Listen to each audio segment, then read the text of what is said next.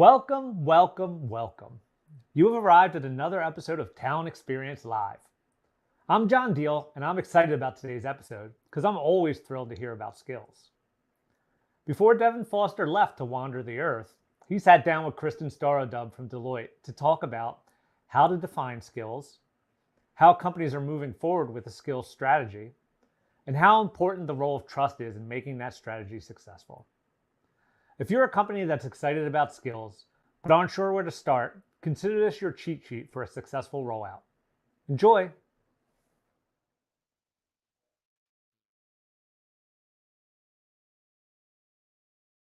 Welcome to the program, Kristin. How are you today? I'm doing well, Devin. It's great to be here with you and good to see you again.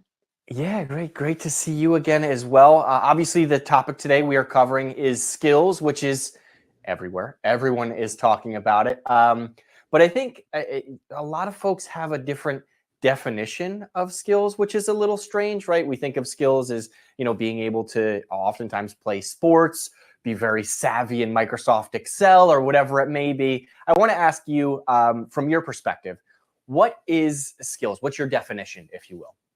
Sure, absolutely. And I couldn't agree more. It seems like we're having this conversation every day, if not every hour. And so when I think about, skills as related to some of the other terminologies that we use, we've used the word job ever since, I would say, Adam Smith wrote about division of labor over a century ago. And a job has always been a collection of tasks.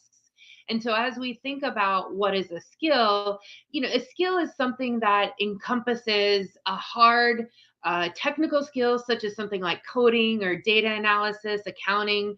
And then it can also range into human capabilities such as critical thinking and emotional intelligence and empathy.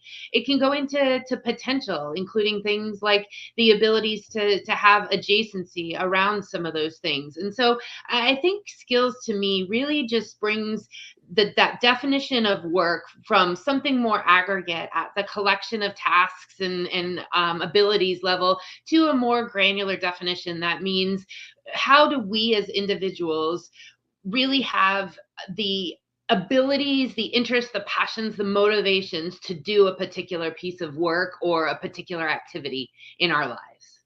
Yeah, I think it's so important to get down to that granular level that you speak of, because no two problems are alike, right? No two organizations are alike. But when you combine some of those, analytical skills, maybe problem solving or whatever the particular position you're looking to hire for, it's a very complicated math equation that can have multiple answers, right? So when you look at this from a 10,000 point of view, it's where organizations want to be, right? I think we've entered this age where companies are getting very creative with job titles, right?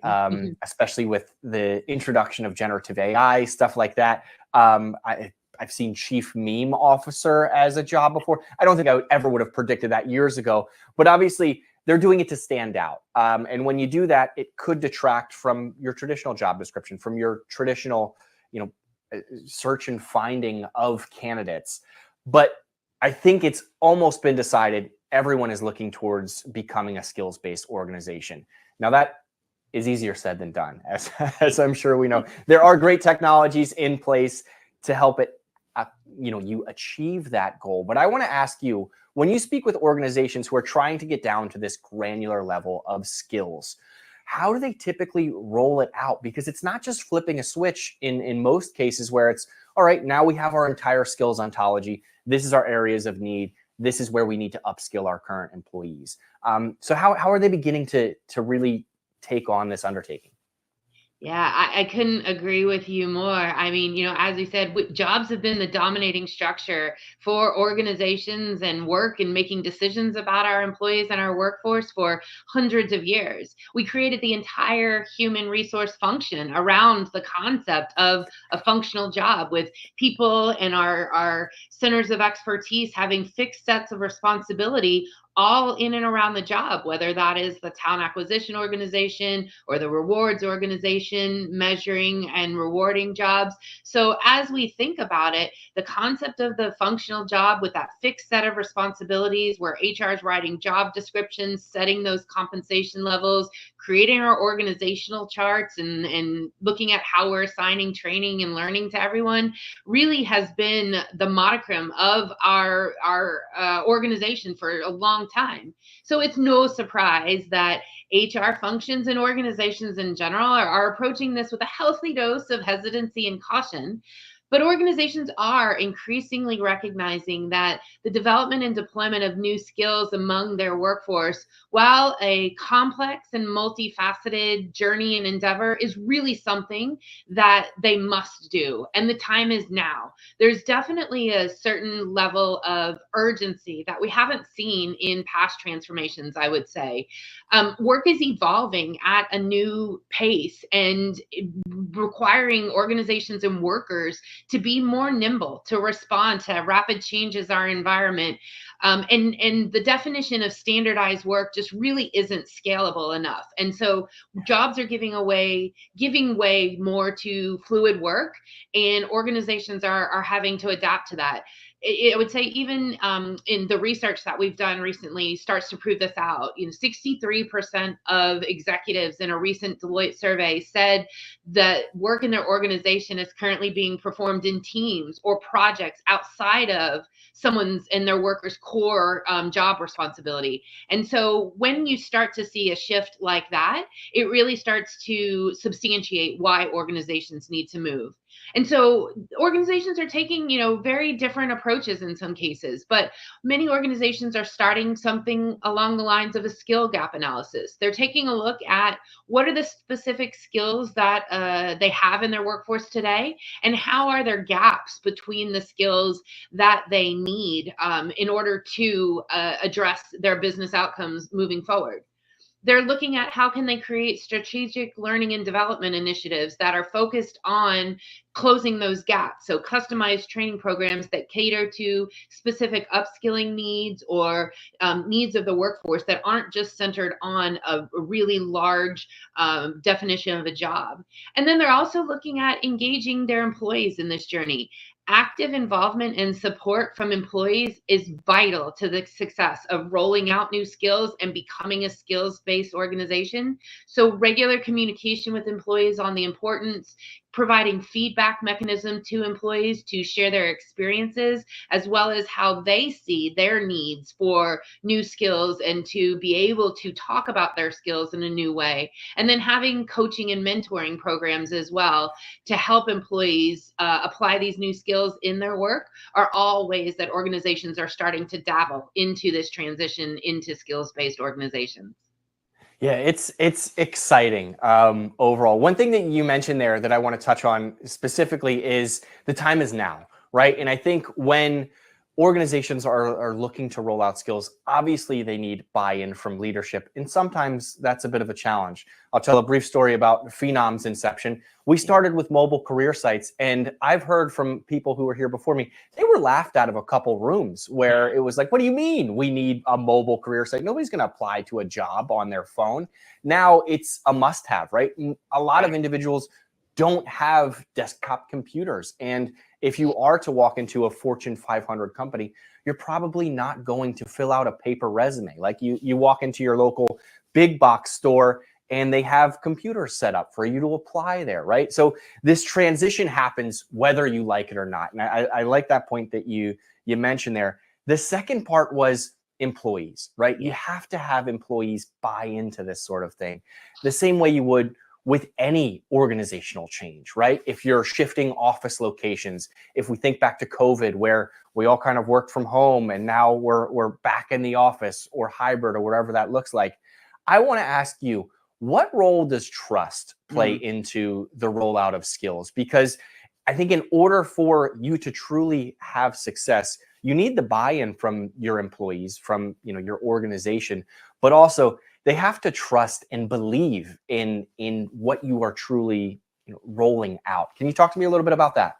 I'm so glad you brought this up, Devin, because I couldn't agree more. And we know that organizations that place a focus on workforce trust have substantially higher business outcomes. We focused a lot as organizations on consumer trust or customer trust, but we recognize now that when you apply those same principles and those same fundamental opportunities to your workforce, you are more likely to create a workforce that serves your customer better. And so trust plays a critical role in the successful transformation to a skills-based organization.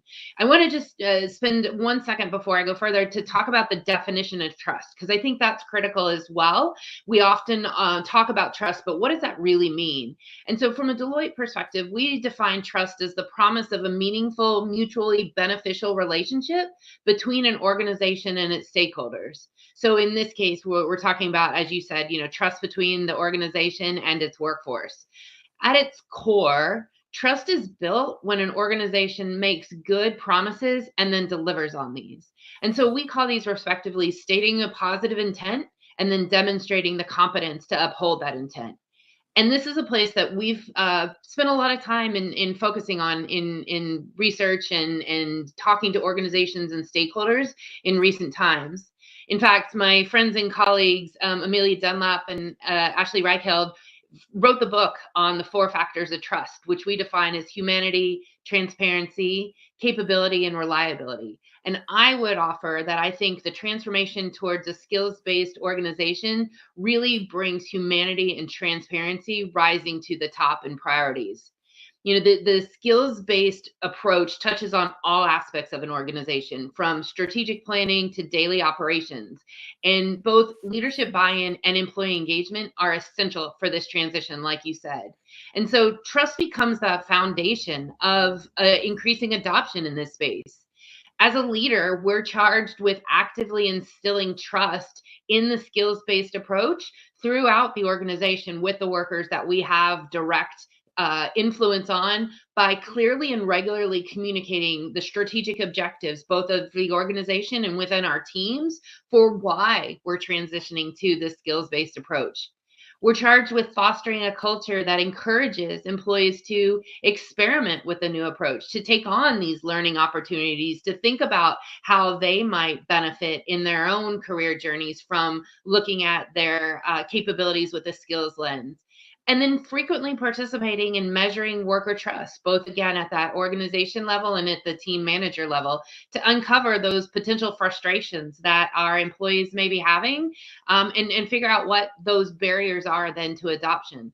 And so I would offer that I think, an organization that really builds trust throughout this process and continuously looks at a consistent and genuine commitment from all levels of leadership, fostering that trustworthy environment, will really be much more effective in implementing this big change towards a skills-based organization. Yeah, I trust starts even before an employee is an employee, right? I think back to those kind of cliche traditional interview questions. Kristin, where do you see yourself in 5 years, right? And everyone will hop online and figure out, well, I really want a long-term, or a long-term job that I can grow into a career, whether it be compensation-wise, whether it be manager level, wherever it is. And that's the answer that organizations want, right? We want to hire someone for the long haul, but the trust starts with now the candidate expects that. And I think skills are a way to make sense of how rapidly the world is moving and how rapidly how rapidly skills and needs are changing and technology is changing, in order to help fulfill that and continue that trust, build that trust long term. So it starts from day one, and then you can have easy conversations where it's, I would like to be a manager. All right, let's look at your skills. Where do you need to improve here? Is it, some of your time management skills? Is it potentially technical skills, coding skills, whatever that may be? And then you can start to have those conversations and build a little bit of trust, rather than thinking about it abstractly with some pie in the sky sort of needs or something in order to become a manager or director. And it's not just time-based as well, right? Well, you have to be here for 3 years before you go into time. It's going to really, I think, foster that relationship with your employees so much more. But it brings me to my next question. Obviously, trust starts at day one, but when we talk about rolling it out to employees, it's a challenge, right? I've spoken with people who've had conversations with Fortune 500 organizations where they're starting with small pockets of teams, right, to build that trust. Because the last thing you want is to turn it on for every employee, and each of them have their own opinions, and it's sort of spread like wildfire, and it doesn't work, right? It's not successful. You have to go back to the drawing board. So I want to ask you, is that something that you're hearing where organizations are finding success rolling it out to smaller teams, whether it be marketing or engineering or something along those lines? And if so, are they taking it with the approach of let's focus on some of these very tangible skills, i.e. coding, Python, whatever it may be, where it's a simple checkbox rather than some of the more extroverted ones, I guess that's probably not the word I'm looking for, but the soft skills, right? Problem solving and communication, things like that. So I know that was a very long-winded question, but are folks rolling it out to smaller teams? And if so, how are they doing it? Absolutely. And this goes back to thinking about what's the right approach. And so coupling together, creating that trust with some experimentation is absolutely the way to go, along with education for the workforce. So the trend you're describing is increasingly common in organizations, particularly as they're navigating the complexities of skill development across diverse roles and the diversity of their global organizations. And so this approach of targeting specific teams and departments, especially those with those more definable, tangible skills, as you called them, is seen often as a more manageable and immediately impactful first step in a broader skills transformations. Organizations can start with, say, their engineers and their engineering group. Think about what it is that defines an engineer today versus what historically defined an engineer, and test the waters. This gives them the opportunity to test the impacts on their daily operation, maybe utilize new technology and implement a new solution like Phenom that can come in and do a skills assessment in a rapid amount of time across a plethora of data in order to be able to give them immediate results, and then be agile in figuring out what worked and didn't before they go broader into the organization.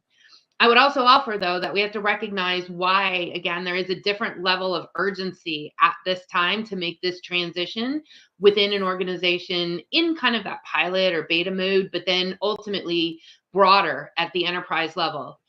The half-life of a professional skill is what we refer to when we talk about the time it takes for the relevance of that skill and the usefulness of that skill to decrease by half. Technology advances and shifts in the business landscape have significantly impacted the half-life of skills.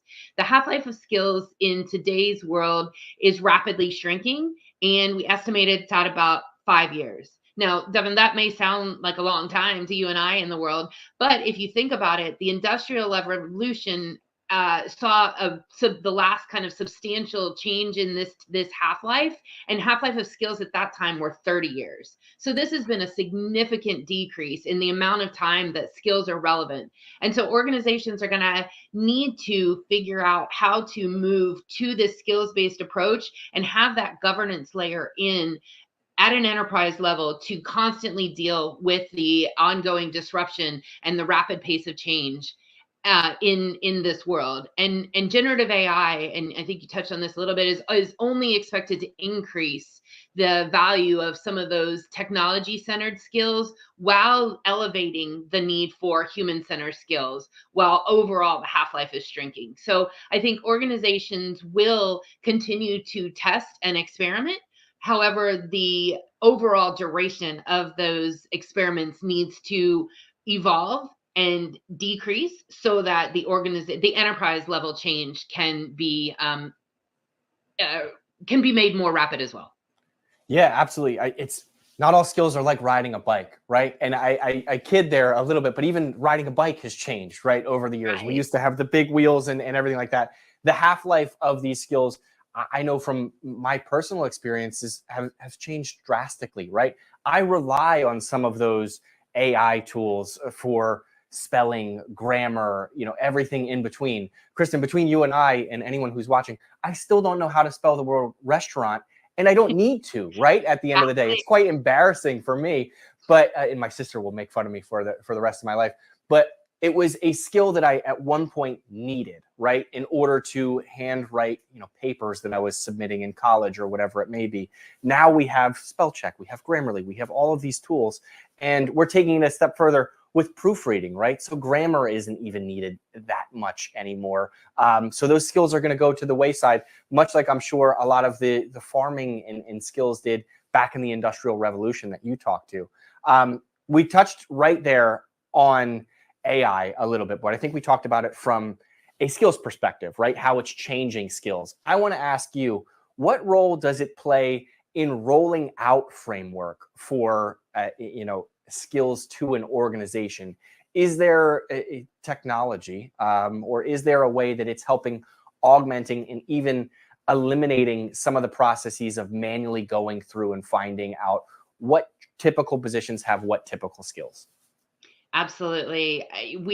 I am surprised we made it to 20 minutes into this conversation without getting into AI, because it doesn't seem like you can have any kind of conversation in today's world without starting out talking about AI and the impact that generative AI is having on our world today. It's just fascinating to me how rapid this change is happening too. I mean, if we think about just 8 short months ago, how rapidly Gen AI has changed since then.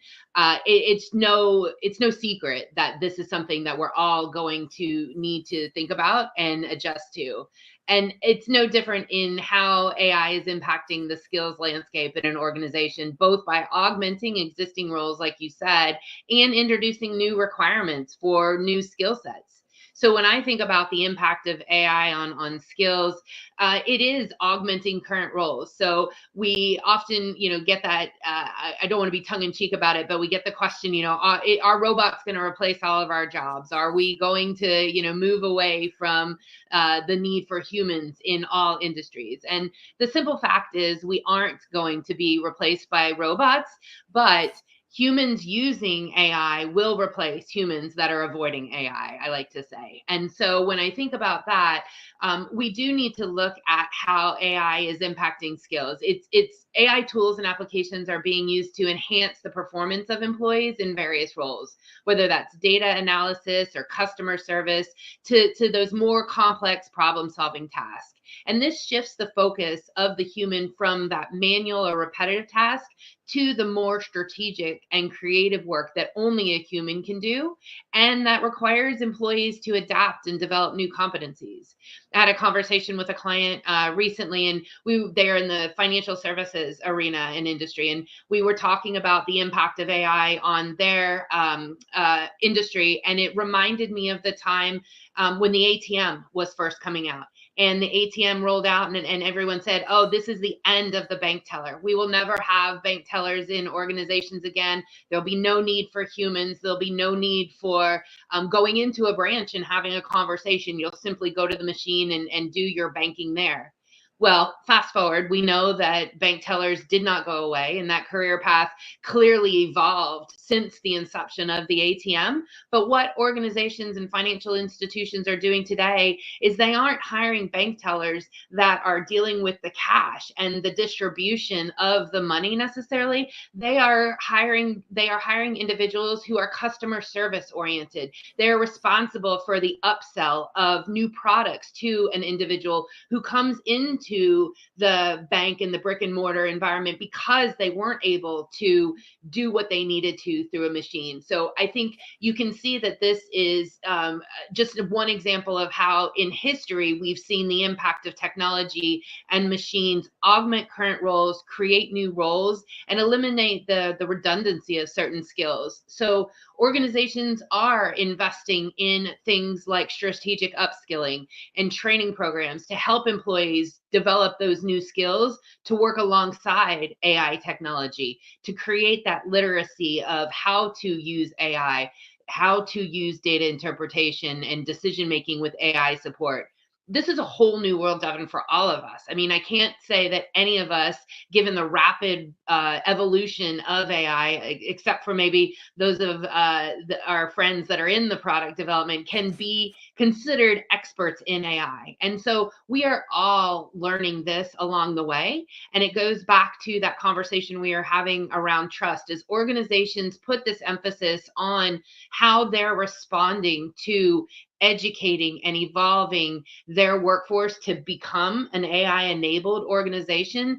They really need to be transparent and lead with that human response that says, hey, we're all going on this journey together. AI is changing how we're going to do work. We're unsure maybe of what path we're going to take or where we're going to end up, but let's do this together. Let us work with you on the skills that are needed. So I would say that, AI is truly reshaping the workplace. Organizations are going to need to and are focusing on both technical upskilling to leverage AI, to use AI to do the assessment of skills, and to allow their organization to become more dynamic and forward thinking, pushing their workforce strategy forward. Yeah, absolutely. I think the one thing that you mentioned there is humans aren't going to be replaced, right? And I have seen, the same sort of articles where it's like the human that leverages artificial intelligence is going to replace the human that doesn't. And I want to take it a step further. I think there's going to be even more of a push in the future for human conversations back and forth, because we're going to automate so many steps of the process.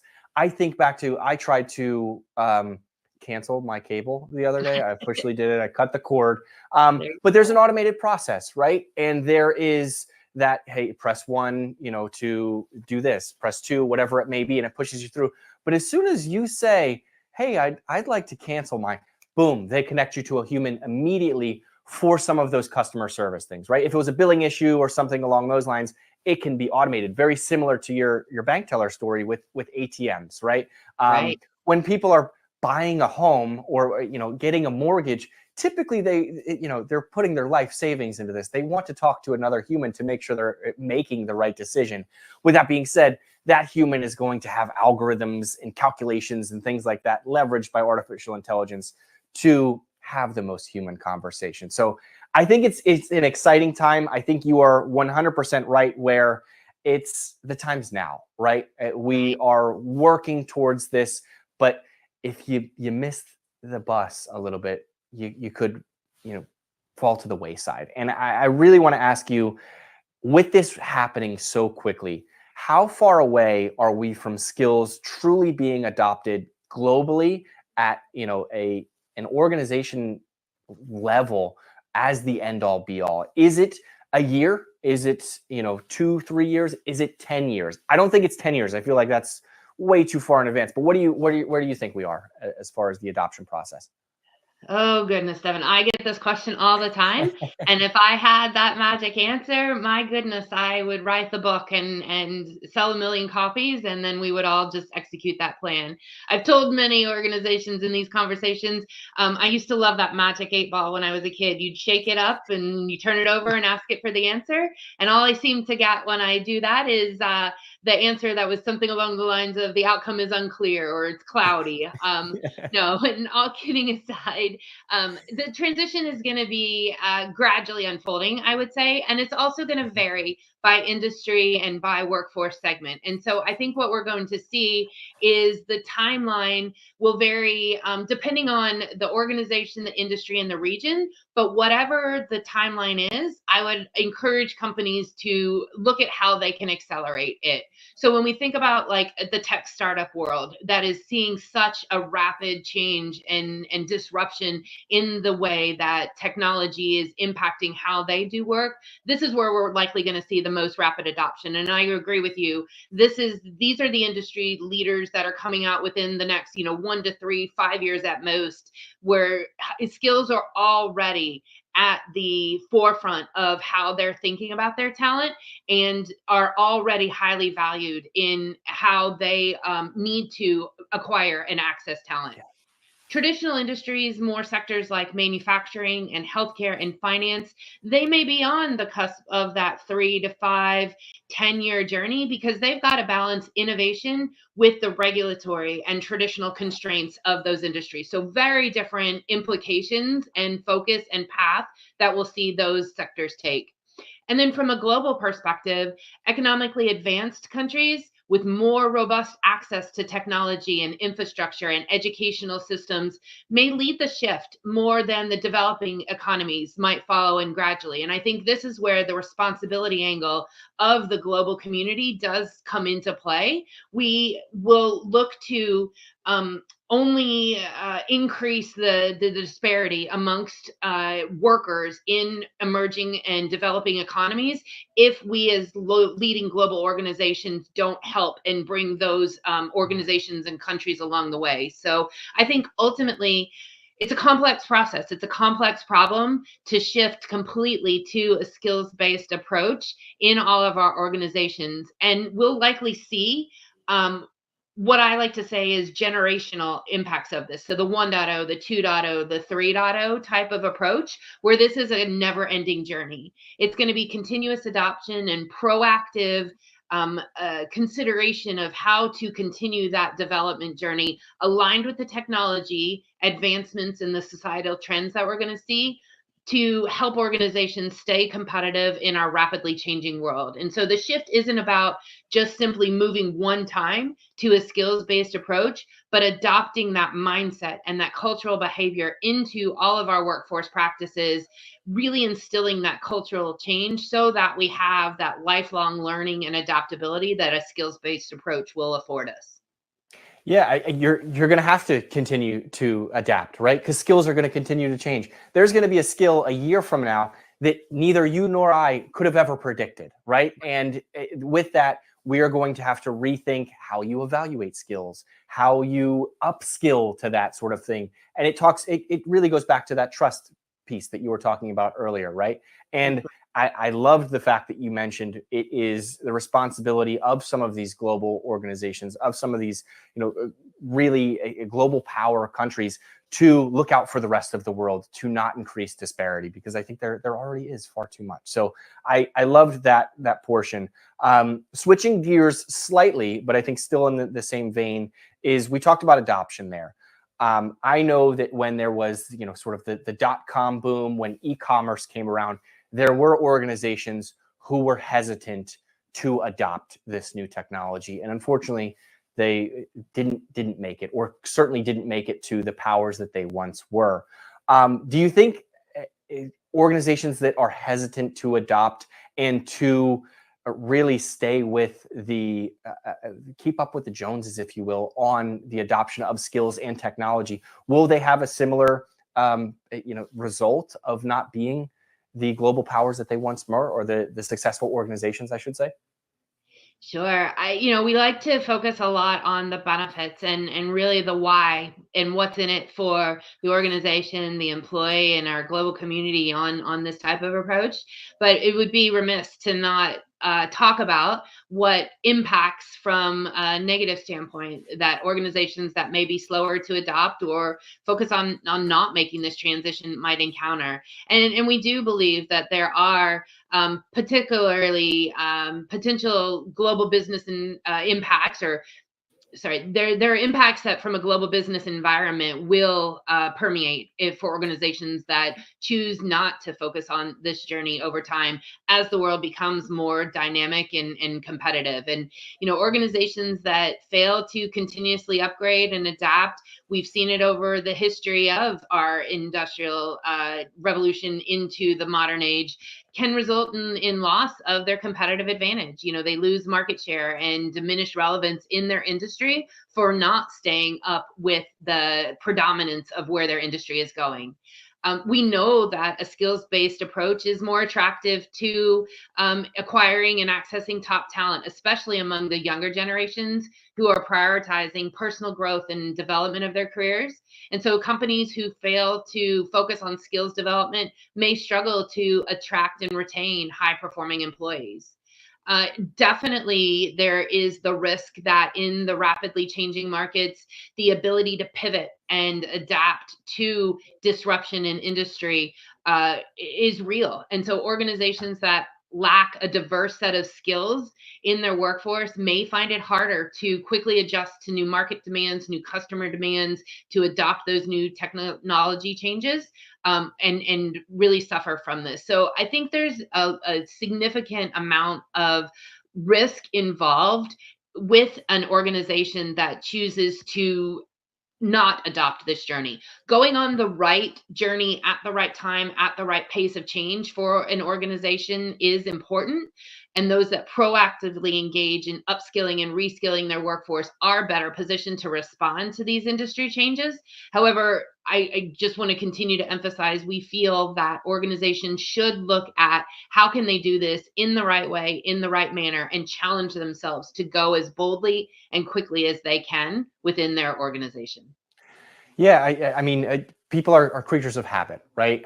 They like things the way that they are, and they love nostalgia Yeah. until it's inconvenient, right? And I think back to the CD player, right? The tape deck, right? They still sell CDs and tape decks, but if I want to listen to a song, I'm going to use my phone. I'm going to hop on some streaming platform and listen to it. If I really love the song, I might go back and purchase the record to listen to on my record player, but not for everything, right? Because it's inconvenient. And when we talk about this, the evolution of an individual's career is the last thing that should be inconvenient for them. And if it is, they will go to another company, another organization where it isn't. And people talk, we love to talk about networking, referrals, and everything along those lines.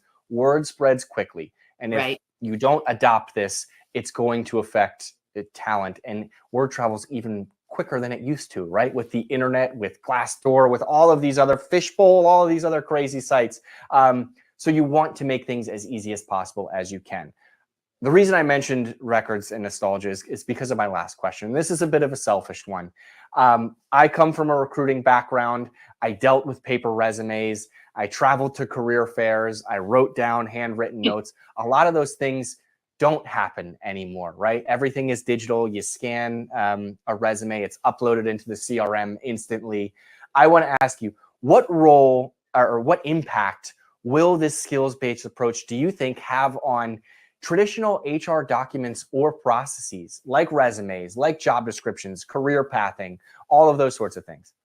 Sure. We started out this conversation, Devin, in talking about how the HR function had been created around the concept, the construct of a job. And so a shift towards skills-based organization is going to have a profound impact on these processes, on traditional recruiting, on HR document and processes. There won't be any aspect of HR as we know it today, I believe, that won't be touched by this journey. In fact, we did a recent survey of 125 HR executives in 100 businesses globally and asked them their opinion on this question and how are they using skills. And I was surprised at the percentage of individuals, upwards of 30 and 40%, that are already using skills-based practices to some extent in almost all of their HR practices, from skills-based workforce planning to work deployment to performance management, rewards, learning and development, hiring, and full on skills career development. And so where we're seeing, I would say, some of these elements come to the forefront first and foremost, it starts in that hiring process that is so near and dear to both your heart and mine. Resumes are shifting significantly in format. No longer is it the resume of my starting out career point where you listed the organization you worked for, the job title that you had, and the responsibilities you had. Resumes are shifting to emphasize skills over that traditional chronological job history. It doesn't always matter where you got that skill or what organization you gathered it in. It's really a focus on the competency, the projects, and the results that you achieved through the application of that skill. We're seeing candidates use digital platforms to showcase their skills. I love that you mentioned just the rapid communication that the social environment has. We're seeing that digital impact on something like portfolios and badges, replacing in some cases resumes. So how can individuals bring in a portfolio that automatically adds their online courses, their micro credentials as they gain those, providing that more dynamic proof-based element in their profile that's just ongoing updating as they gather more skills. I think job descriptions is the one we'd be remiss if we didn't talk about. Job descriptions are shifting from that listing of those hard fixed activities that you do on a day-to-day basis to the skills and competencies, both those hard technical skills we've been talking about, like software proficiency, to the inclusion of those soft and human skills like teamwork and collaboration and communication.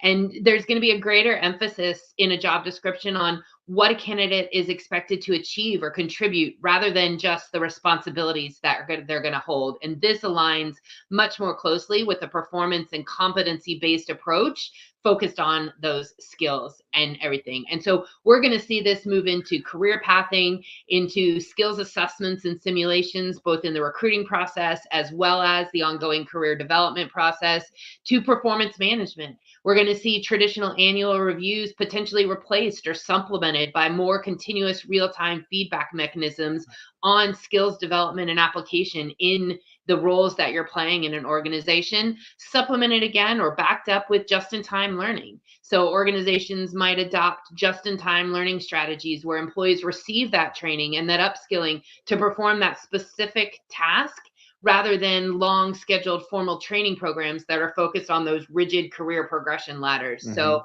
I believe as organizations increasingly adopt that skills-based approach, traditional HR processes do need to evolve and to support more flexible and dynamic personalized workforce management. But what a time and what an opportunity to be in HR, in recruiting, in rewards and development. What awesome opportunity and responsibility to be a professional who can bring this level of change that won't just impact the HR function, but it's going to impact the organization and the workforce as a whole in the global environment. Yeah, I never thought that I would see the day where we care less about a gap on a resume and more about a skills gap, right? And that's what you're describing is we need these skills. Where can we find them? This person doesn't have them. Let's get them just in time. Personally, tying back to the nostalgia, I'm going to miss the resume paper, like the eggshell paper that you have to go down to Staples or Kinko's or wherever it is and get it and bring it in. And some people still might do that, right? But they'll bring it in with a different format where it showcases their skills and everything along those lines so that it's a nice little leave behind, if you will. This has been an awesome conversation. I'm excited about the future. I'm excited about skills. I think it is for the betterment of both organizations and employees and individuals as a whole, right? You can showcase what skills and what talents you have, and it is less reliant on what jobs you've had previously, what roles you've had, what job titles there were, and things like that. Because, I think there is a little bit of bias of folks who go and get secondary education, right? And try and upskill themselves, but they didn't take the traditional route. They didn't have that ladder approach. And, it can really be disheartening for individuals. So this is super exciting. Kristin, before we go, any final thoughts, any last minute things that you'd like to throw in before we hop off here? Yeah, I just emphasize what you're saying. The time is now, and the benefits, the rewards are vast. And so I'm excited for what this opportunity will bring for individuals and the personalization that we're going to see in career advancement and development, and the blurring of the lines, like you said, of needing to be in certain roles and have certain formal educational backgrounds or formal opportunities to get those hopes and dreams and those career aspirations that we have had our whole lives brought to reality. So I appreciate the time to talk to you about this. It's an exciting time and exciting subject, and I look forward to what lies ahead and continuing to see how things evolve. Yeah, absolutely. I'm excited to have you on again, and we'll check in on this progress throughout, because as we both said, it's going to happen sooner rather than later. So thank you so much. Have a great day, and we'll talk soon. Sounds good.